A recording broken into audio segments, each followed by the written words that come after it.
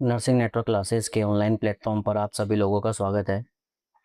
आज हम एक इम्पॉर्टेंट टॉपिक और important question of IV fluid के बारे में डिस्कस करेंगे कि आईवी फ्लूइड से कौन कौन से क्वेश्चन पूछते हैं। आईवी फ्लूइड के जो टाइप्स होते हैं, आइसोटोनिक फ्लूइड, हाइपोटोनिक फ्लूइड और हाइपरटोनिक फ्लूइड। इन तीनों फ्लूइड को जब इंट्रोड्यूस कराया जाता है, चढ़ाया जाता है, तो सेल पर इनका क्या अफेक्ट पड़ता है, सेल पर इनका क्या प्रभाव पड़ता है, सेल में क्या चेंजेस आते हैं। तो आज हम देखेंगे इसके बारे में। और एग्जाम में जो क्वेश्चन पूछा जाता है, कॉम्पिटिटिव एग्जाम में बहुत इंपॉर्टेंट क्वेश्चन पूछते हैं कि आइसोटोनिक फ्लूइड जब चढ़ाया जाता है तो सेल पे क्या प्रभाव पड़ेगा, हाइपोटोनिक फ्लूइड चढ़ाया जाता है तो सेल पर क्या प्रभाव पड़ेगा, और हाइपरटोनिक फ्लूइड चढ़ाया जाता है तो सेल पर क्या प्रभाव पड़ेगा। इससे संबंधित बहुत इंपॉर्टेंट क्वेश्चन पूछे जाते हैं। तो आज अपन देखेंगे सबसे पहले आइसोटोनिक फ्लूइड के बारे में। आइसोटोनिक फ्लूइड जब चढ़ाया जाता है तो कौन कौन से प्रभाव, कौन कौन से अफेक्ट जो है सेल पे देखने को मिलता है। तो इसमें लिखा हुआ है फ्लूइड डज नॉट मूव। जब आइसोटोनिक फ्लूइड चढ़ाया जाता है तो fluid does not move into और out of the cell, no changes in the intracellular fluid ICF. तो इस कहने का मतलब है जब आइसोटोनिक फ्लूइड चढ़ाया जाता है तो आइसोटोनिक फ्लूइड सेल के अंदर एंटर नहीं करता है, सेल के अंदर मूव नहीं करता है। और जब आइसोटोनिक फ्लूइड चढ़ाते हैं और जब वह फ्लूइड सेल के अंदर इंस एंटर नहीं करेगा, मूव नहीं करेगा, तो सेल में कोई भी चेंजेस देखने को नहीं मिलेगा।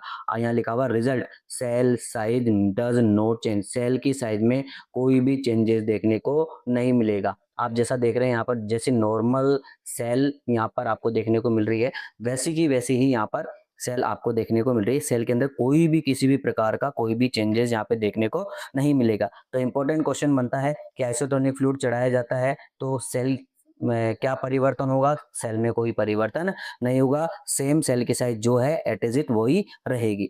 बात करते हैं नेक्स्ट अपन हाइपोटोनिक फ्लूइड के बारे में। जब हाइपोटोनिक फ्लूइड चढ़ाया जाता है, इंट्रोड्यूस कराया जाता है, तो सेल की साइज पे क्या प्रभाव पड़ेगा, क्या अफेक्ट पड़ेगा। तो हाइपोटोनिक फ्लूइड के बारे में अपन देखते हैं कि हाइपोटोनिक फ्लूइड जब चढ़ाया जाता है तो fluid movement into the cell by osmosis.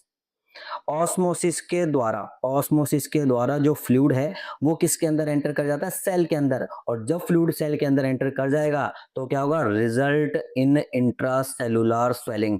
Intracellular यानी सेल के अंदर क्या आ जाएगी, स्वेलिंग, यानी सेल की साइज क्या हो जाएगी, बढ़ जाएगी। सेल की साइज क्या हो जाएगी, इंक्रीज। तो आप देख सकते हैं रिजल्ट यहाँ पर सेल साइज इंक्रीज और स्वेलिंग। तो आप यहाँ देख सकते हैं डायग्राम में, यहाँ पर सेल की साइज नॉर्मल है और हाइपोटोनिक फ्लूइड जब चढ़ाया जाता है तो सेल की साइज कैसी हो जाती है, बड़ी हो जाती है। कैसी हो जाती है, लार्ज हो जाती है। तो एक नंबर का या एग्जाम में जितने भी नंबर का क्वेश्चन आता है वहां पर बहुत इंपॉर्टेंट क्वेश्चन बनता है कि जब हाइपोटोनिक फ्लूइड चढ़ाया जाएगा या हाइपोटोनिक फ्लूइड चढ़ाया जाता है तब सेल की साइज में क्या परिवर्तन आता है, सेल की साइज में क्या देखने को मिलता है। तो सेल की साइज बढ़ जाती है। सेल की साइज क्या हो जाती है, इंक्रीज। और जब सेल की साइज इंक्रीज होती है तो इसे अपन क्या कहते हैं, तो सेल की साइज जब इंक्रीज होती है तो इसे अपन बोलते हैं हाइपरट्रोफी।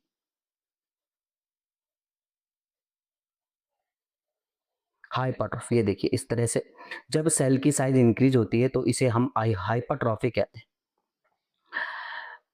हाइपरट्रोफी का मतलब क्या होता है, मैं यहाँ पे आपको लिखता हूँ। Hypertrophy,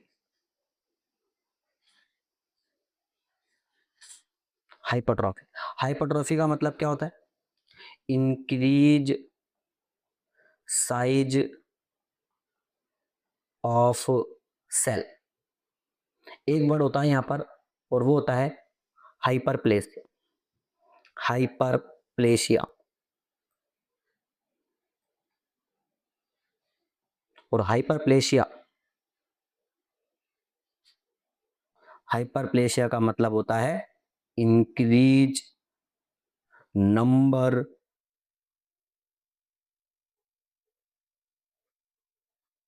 of cell. सेल की नंबर इंक्रीज होना हाइपरप्लेशिया कहलाता है और सेल की साइज बढ़ना हाइपरट्रॉफी कहलाता है। ठीक है, तो यहाँ पर जो हाइपोटोनिक फ्लूइड है उसके अंदर जो है सेल की साइज क्या हो जाती है, बढ़ जाती है। सेल की साइज क्या हो जाती है, बढ़ जाती है। और जब सेल की साइज बढ़ जाएगी तो उसे अपन क्या बोलते हैं, हाइपरट्रॉफी कहते हैं। नेक्स्ट अपन बात करते हैं, तो इंपॉर्टेंट क्वेश्चन बनता है कि जब हाइपोटोनिक फ्लूइड चढ़ाया जाएगा तो क्या चेंजेस देखने को मिलेंगे सेल में। तो सेल की साइज क्या हो जाती है, डिक्रीज हो जाती है, कम हो जाती है, वो सॉरी, सेल की साइज इंक्रीज हो जाती है, सेल की साइज बढ़ जाती है। आप डायग्राम में भी देख सकते हैं, यहाँ पे सेल की साइज बढ़ रही है। और अब लास्ट की अपन बात करते हैं हाइपरटोनिक फ्लूइड के बारे में। तो मैं बता देता हूँ सबसे पहले कि ये जो फ्लूइड है इनके बारे में क्या होता है। तो आइसोटोनिक फ्लूइड की मैं बात करता हूँ। तो आइसोटोनिक फ्लूइड का मतलब होता है ऐसा फ्लूइड जिसकी osmolality same as body fluid की ऑस्मोलिटी के बराबर होती है, उसे हम आइसोटोनिक फ्लूइड कहते हैं।